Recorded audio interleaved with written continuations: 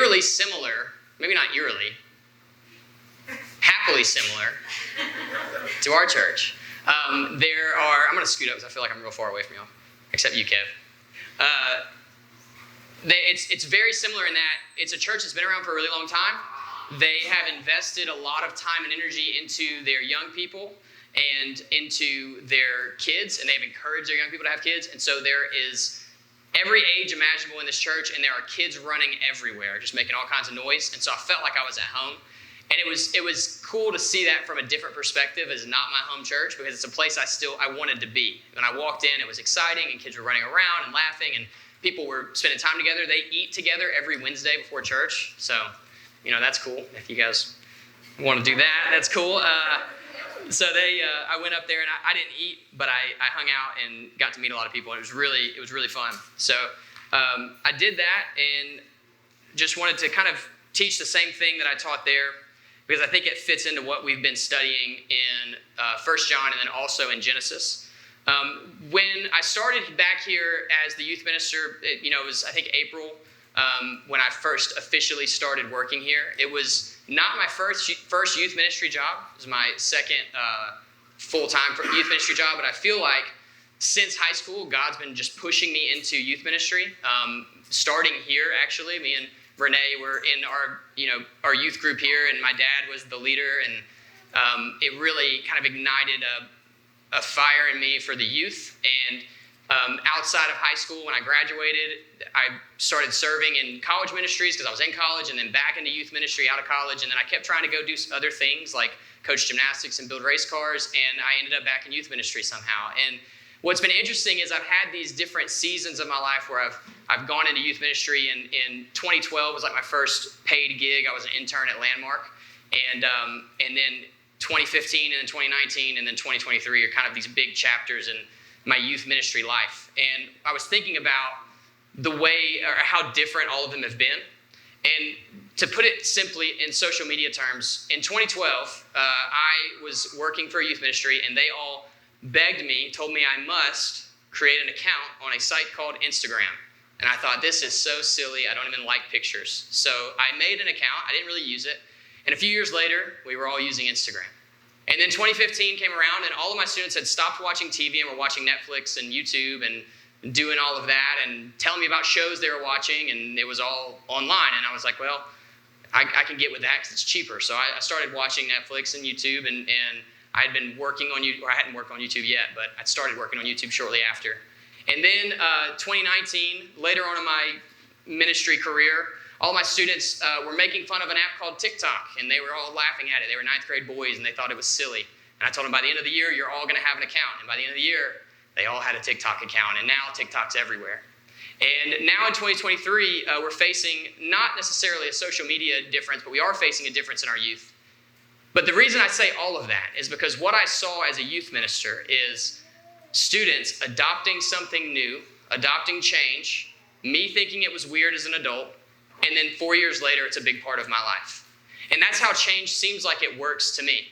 That students who have known change since day one, anybody that's a student here can know, stuff changes every year. New grade, new teacher, new classes, new responsibilities, new jobs, everything. It's easy for them to make changes. It's easy for them to adapt. Adults, not so much. We've been working the same job, living in the same house, married to the same person for a long time. Change is uncomfortable. It forces your brain to actually adapt and move and do uncomfortable things. And so it's natural that the youth, as they come up into adulthood, as they come into our community, push us into change. Now, the reason that's important today is that as I came into this youth group, all of my youth groups sitting as far away from me as possible, the thing that we were talking about was actually apologetics. I almost said apocalyptics, not that, apologetics. And it was a lesson that was being taught by Peyton and Mark Brandon, who are both very much into apologetics. If you have questions about proving the faith, those guys are incredible in their study. And they were teaching our students, and they had been, what's up, Cam? They've been teaching for about a month on apologetics, and they kind of finished up when I came in. And I took over and just said, hey, we're going to keep going with this. I think it's valuable. And we're just going to answer questions. So if you have questions, bring them. And one of the students said, I have an atheist friend who has questions. And I was like, bring him. And And so he did. And we had a student come with us and come to our class for about 4 weeks, very much an atheist, and brought a book of 10 pages of questions. We made it through about 3. And I just did my best to answer them. And I learned a lot through that. One of the things I learned is the stuff that our students are dealing with it's, at least for me, a lot more serious than what I was dealing with in high school and middle school. This kid was 15, and so I think he was in 10th grade when all this started. And they brought him to church because of a conversation they had at lunch about whether or not the Bible could be trusted as a reliable source of history at 15 in lunch. And whether or not Jesus was a historical figure, and whether or not his resurrection is something that actually is proved, or if it was just a bunch of religious zealots that made it up for power. Like, that's what they were talking about at the lunch table at 15. Now, at the lunch table when I was 15, we weren't talking about that. We were talking about other things, just trying to make each other laugh mostly. But it was eye-opening because our students were being asked questions that I didn't start asking myself until I was 28, 29. And it wasn't until I was becoming friends with people who didn't believe the same way I did that I really started pushing into those apologetics types of questions. But it showed me what our kids are up against. It also showed me that in 4 years, all of that conversation and all of that normality is going to be with us. And so we have to know what we believe and what we think about it. The other thing is that at the end of all of that, we spent 4 weeks, tons of questions. The student I'm talking about, we would text during the week, basically nonstop. He would ask me a question, I would answer, and we'd go back and forth until the middle of the night, and then do it again the next day. And at the end of it all, he sent me a text, I'm paraphrasing, but he basically said, I just don't think we're going to agree on this. And I said, you know what? You're probably right. But you're welcome to come back to Ohatchee anytime you want. We'd love to have you. All the students love you being here. He said, well, thanks. And so I hadn't seen him again yet. But the point is that it doesn't matter how many facts you show people, there's still something else that has to happen. There's still something else that has to happen. One of the debates that I was watching when I was studying for all of this kind of atheism and apologetic stuff was an atheist, and he said God could peel back the clouds and stick his head through and say, I'm real, it's all real, the Bible's true, Jesus is real, and then close the clouds and I still wouldn't believe him. And I thought, that is ridiculous. I would never do that. And then I looked at the Bible and I see the Israelites in captivity for 400 years. God comes in, rescues them with plagues, not just plagues, but plagues that directly show that their God is better than all of the gods that Egypt has, escorts them out of the most powerful nation in the world without any sort of issue, takes them across a river on dry land. They don't get wet. Their enemies try to follow them. They get drowned by the river. And then they end up at the Baba Mountain where Moses goes up, encounters the presence of God, and they look up at that, turn around, build a golden calf, and worship it. And so what we see is that, man, we are prone to look away from God even when he's right in front of us. We have more proof than we've ever had that God is real, that the Bible is true, that Jesus was a real man that actually lived, and I mean proof outside of the Bible. That King David, we have a writing that was just found, this is really cool, it's on stone, and it was about King David, and it was written pre-Jesus, which is just insane to think that it's survived that long. We have all of these archaeological findings, we have all of this literary finding, more proof than we could ever need, and yet there's still something else that has to happen in the heart of a man for us to choose to follow Jesus. And when I was thinking about that, when our students, we've given them all these arguments, we've given them all this information, but we gave the information to an atheist too, and he still said, I'm not going to believe in this. So what do our students need? Where do we go from here? What do we teach from here? Ultimately, we decided to just go into the book of John, and we've been working through the book of John. But really, the goal for our students is to know God. And so we're going to break that down a little bit tonight, and what that means, and how on earth do we even know God, and all the questions that come along with that. We're going to start, though, in Matthew 7, 22 and 23. I'm going to be going through a lot of verses tonight, so I wrote them up here. Because just in case you get lost, you can see them. You can write them in your notes if you take notes. And you can stay with me. But Matthew 7, 22 and 23 used to be a verse that I was terrified of, and I think for good reason. And it says, on that day you may say to me, Lord, Lord, did we not prophesy in your name, cast out demons in your name, and do many mighty works in your name? And then I will declare to them, I never knew you. Depart from me, you workers of lawlessness.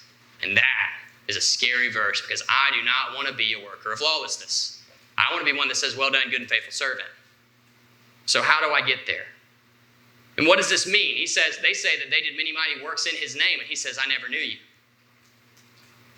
Second thing we see is in 2 Thessalonians 1:8, it says, in flaming fire, this is another judgment day type of verse, inflicting vengeance on those who do not know God and those who do not obey the gospel of our Lord Jesus Christ. First, this is two examples that we have that a key factor, I'll write this up here, a key factor on judgment day is knowing God. Knowing God. So what the key thing, he doesn't ask them what great works they did. He doesn't ask them what they accomplished on earth, what they did in his name. They were trying to put forth their works in front of God and say, look at what I've done for you. He doesn't ask them that. He says, I don't know you. I didn't know you. God's goal is to know us. In the second verse in 2 Thessalonians, what we see is something else put up on the pedestal with knowing God, and that is obeying the gospel. What is the gospel? The gospel is that God came down in flesh, lived a life we couldn't live, died on the cross that we deserved, and was resurrected on the third day to conquer death once and for all. Not that we could do it, only by his grace. And this says that part of what we should do to know God is obey the gospel. What does it mean to obey that? I think it looks something like John 14:15, where Jesus says, if you love me, obey my commandments.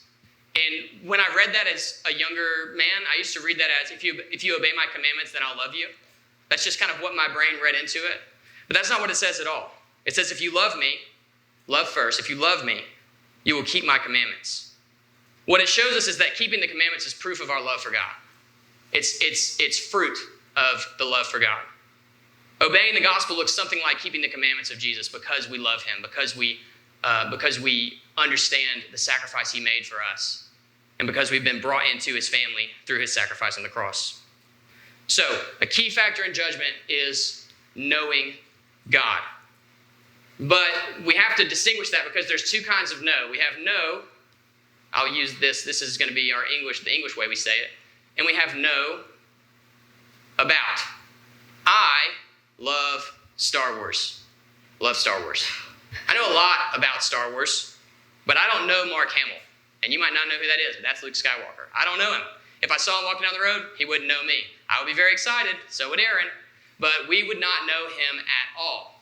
I know a lot about him. I know a lot about his movies, about his work, but I do not know him. Matthew 11:27 says, all things have been handed over to me by my Father, and no one knows the Son except the Father, and no one knows the Father except the Son, and anyone whom the Son chooses to reveal him. That verse can be a little bit confusing because you would look at it and you say, well, people know God. Like, people know God. Even the Greeks had an idol that said to the unknown God, which was the God that was before all gods, the Logos, as Renee was talking about a few weeks ago. But this says only the Son knows God. And the know here is talking about a different know, and that's the kind of know that we see in Genesis 4:1. When it says, Adam knew Eve, his wife, and she conceived and bore Cain. The word know is the same word used in the Old Testament for intimacy. It's the closest knowing. No one knows me better than Kayla. Kayla knows everything about me. She sees all my failures. She sees all my problems. She sees all my struggles. She knows me.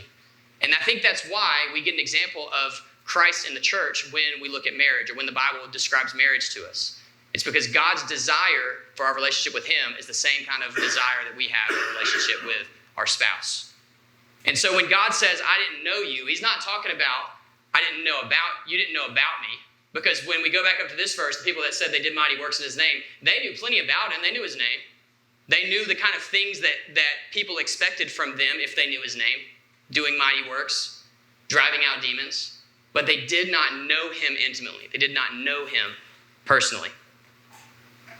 So how can we know God? Because that's the question, right? We want to be those that know God.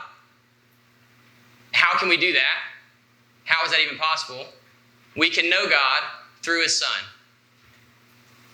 Or I'll just call him Jesus because I'm running out of board space.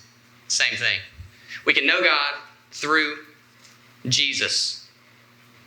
John 10:14 says, I'm the good shepherd. I know my own, and my own know me. Same word.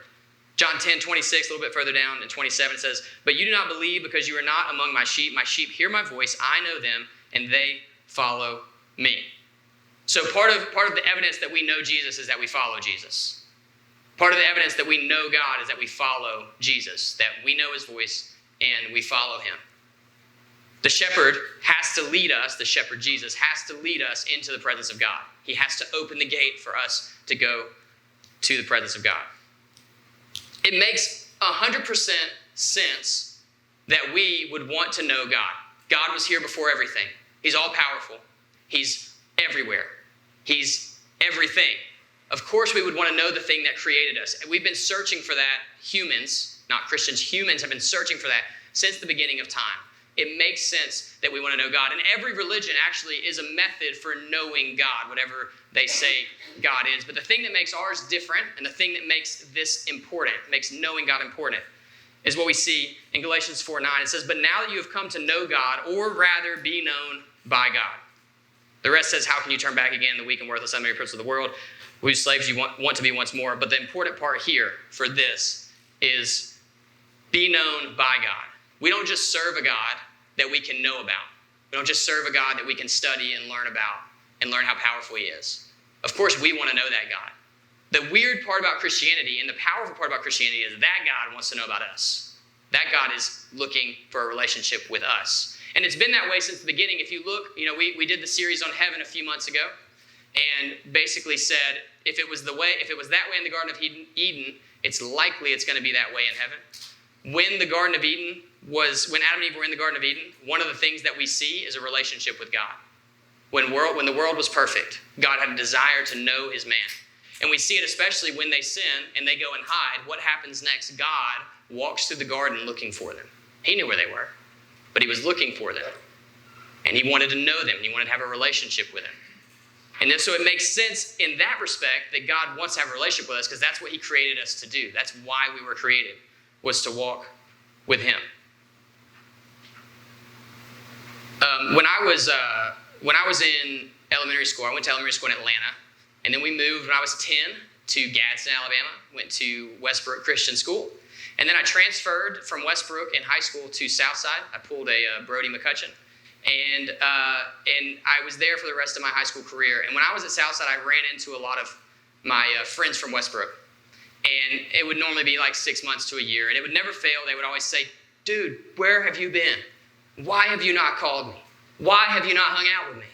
And I would leave, and I would feel bad. Man, where have I been? Why have I not called them? Why have I not hung out with them? And then I went to college, and I went to Troy, and all my friends went to Alabama or Auburn, obviously, because that's what they did. That's what Alabama kids do. And so I went down to Troy, and I didn't see my friends from high school. And I ran into them later. I went to Alabama to visit my friends. Everybody was getting together, like a high school reunion type thing. And I saw them, and they said, "Dude, why haven't you called me? Why haven't you hung out with me?" And at that point, I thought, wait a second. You hadn't called me either. And you hadn't hung out with me either. This isn't a relationship. This is not working. And I didn't feel bad that time.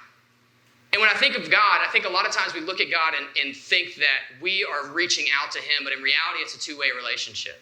We have someone that's calling us back, that's reaching back out to us, that's wanting to walk with us, that desires to walk with us. And that part is sometimes hard for me, because what could I have in common with the maker of the universe? How do I relate to someone? How can I be a friend of God? Because the way I make friends, for example, me and Cam are friends pretty much solely on the fact that we love cars. We have other things in common, Jesus being one of them, but cars is it. Like if I'm talking to Cam, it's about cars. And I can be friends with pretty much anybody if they like cars. It doesn't matter if our character is completely different. If they like cars, we have enough to talk about, we have enough things to do together, we can be friends. And that's the way we make friends. We find something in common, and we go down that road together. And that's why I think when we watch these family table videos, you always see people say, "I love Ohatchee because it feels like family." And the thing that we have at Ohatchee is that we can all be very different from different cities, different towns. I guess we're not any of us are from cities, really, unless Oxford. But different towns, we're from different walks of life, different churches, different denominations. We come from all over the place. But we have one thing in common, and that's that we love the Lord and we love his word. And that is enough to make us a family. That is enough to make us friends. But how do we relate to the God of the universe? What do I have in common with that guy?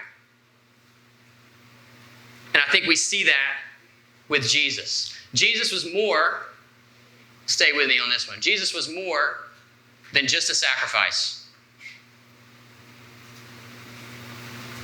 I'm going to run out of space over here.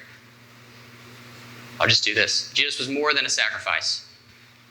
God could have sent Jesus, sacrificed him, taken care of all the sin, and it had been over with, but he didn't. And I think that we learn why in the New Testament. I'm going to do a Renee thing here where I run through a ton of verses and there's no way you can keep up, but just listen. It says, in John 1:1, it says, in the beginning was the Word, and the Word was with God, and the Word was God. John 1:14 says, and the Word became flesh and dwelt among us, and we have seen his glory, glory as of the Son from the Father, full of grace and truth. John 1:18, no one has ever seen God, the only God, who is at the Father's side. He, Jesus, has made him known. Colossians 1:15 says, he is the image of the invisible God, the firstborn of all creation. Colossians 2:9 says, for in him the whole fullness of deity dwells bodily. Love that verse. John 14:9 says, Jesus said to him, have I been with you so long, and you still do not know me, Philip? Whoever has seen me has seen the Father. How can you say, show us the Father? And Hebrews 1:3 says, he is the radiance of the glory of God, the exact imprint of his nature. He upholds the universe by the word of his power. After making purifications for sins, he sat down at the right hand of the Majesty on high. And then finally, the verse that we were in just a couple of weeks ago on Sunday, 1 John 1:1-4. It says, that which was from the beginning, which we have heard, which we have seen with our eyes, which we have looked upon, which we have touched with our hands, concerning the word of life. The life was made manifest, and we have seen it, and testified to it, and proclaimed to you the eternal life, which was in the Father, and was made manifest to us. That which we have seen, we have heard, we have proclaimed to you, so that you may have fellowship with us. Indeed, our fellowship is with the Father, and with his Son, Jesus Christ. And we are writing these things so that our joy may be complete. Part of the reason that Christ lived a life on earth and dealt with the human struggle, and dealt with hunger, and dealt with pain, and dealt with friendship and love, and dealt with sacrifice, and dealt with betrayal, and murder, and torture, and death on a cross. Part of the reason for that is so that we would understand that he knows what it's like. Did he have to do that? No, he's omniscient. He knows what it's like to be human because it's his nature. He knows everything. But he did it still. And I think the reason he did that is so that we can look at Jesus and say, God knows what it's like to be human. And we can call out to him in prayer and say, God, I'm struggling today because I feel betrayed, or I'm struggling today because I don't know where food's going to come from, or I'm hungry. I'm struggling today because death is knocking on my door. I'm struggling today because I'm suffering. And we can know that our God knows what that's like. And that allows us to walk with him in friendship. That allows us to walk with him in relationship, because he showed us through Christ that he knows what it's like to be human. And he knows what it's like in every aspect. Philippians 3:8, it says, indeed, I count everything as loss because of the surpassing worth of knowing Christ Jesus my Lord. For his sake, I have suffered the loss of all things and count them as rubbish in order that I might gain Christ. It's not that we're giving something up when we give up everything for Christ. It's that we're gaining everything. We were created, just like in the Garden of Eden, we were created to walk with God. We were created to know him. We were created to worship him. And we find the most joy when we do what we were created to do. And knowing God is what we were created to do. So then the question is, how do we know that we know God? Right? How do I know that when I get to heaven, God's going to look at me and say, well done, good and faithful servant. Well done. I know you. The Bible's pretty clear. In 1 Corinthians 8:1-3, it says, now concerning food offered to idols, we know that all of us possess knowledge. This knowledge puffs up, but love builds up. If anyone imagines that he knows something, he does not yet know as he ought to know. But if anyone loves, he is known by God. If we love God, we are known by God. So how can you know? You can ask, do I obey the gospel? Do I love Jesus to the point of following his commandments? Not do I walk perfectly every day, because you don't. Neither do I. But are you trying to walk in the light? Are you working on walking in the light? When you step into darkness, are you repentant? Do you see that change in your heart? Do you see the desire for God in your heart? I believe you do. I believe that's why you're here. That's why you come to church on Wednesday night to hear God's word, because you love it and because you love him. And because you love him, you know it. And because you know him, you will spend eternity with him forever. That's it.